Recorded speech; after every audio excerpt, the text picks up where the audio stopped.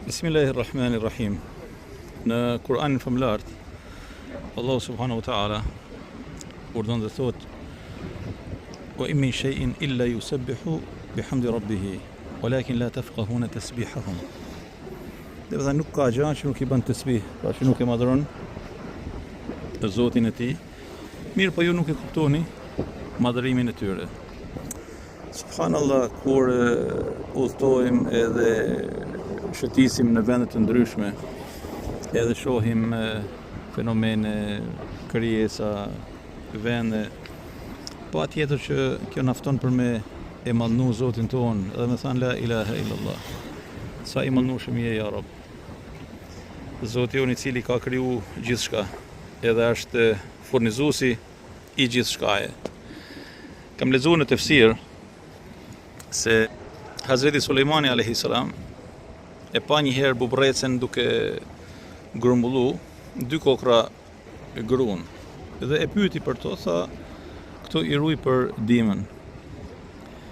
Edhe i tha, dakord, e mori bubrecën, e izoloi dhe i vendosi dy kokra gruri. Pas përfundimit të sezonit, ai vuri re, alayhi salatu wasalam, se bubreca kishte konsumuar një nën kokër dhe i kishte ngel një kokër tjetër. I tha i dërguari Allahut, i tha, ti am ke gënjë? I tha, jo, unë nuk kam gënjë. I tha, po ti më the se e kaloj vitin me dy kokra gruan. I tha, po. Dy kokra gruan, kur e di se risku im është në dorën e Allahut azza wa jall. Dhe ai është furnizuesi im.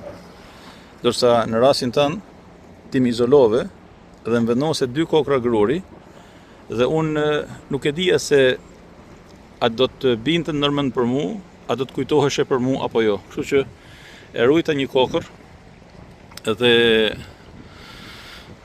me njërin ushqeva gjatë gjithë vitit. Sepse Allahu nuk na lën në baltë, ndërsa njeriu edhe mund të harrojë.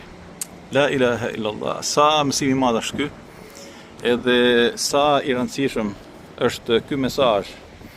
Dhe sa rëndësishme është që njeriu në jetën e tij e kenë besimtar në Zotin e tij dhe mos më mbështet në krijesat e tij, por me ditë se ai Zot që e ka kriju, ai Zot ja ka garantuar rrezikun, e ai Zot e mbron nga e keqja, ai Zot e udhëzon drejt të mirës, ai Zot i ka obliguar disa obligime të cilat në fund të fundit janë për të mirën e vetë robit. Dhe me thanë për ta shiju jetën dhe për tu fuqizu për çdo ditë me besimin dhe bekimet e Allahut azza wa jall në jetën e përditshme.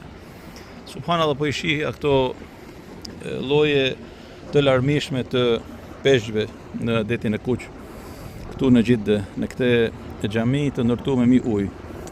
Dhe pasi falem namazin e mesditës, po shihja këtë tablo të mrekullisë së krijimit. Edhe pata dëshirë që të ndaj me ju këtë mesazh, për me juftu ju dhe veten time që me kenë ma shumë prej dhakirinëve, prej atyre që i bajnë dhikr Allahut azza wa jall në mënyrë sistematike. Mos me harru dhikrin e Allahut azza wa jall.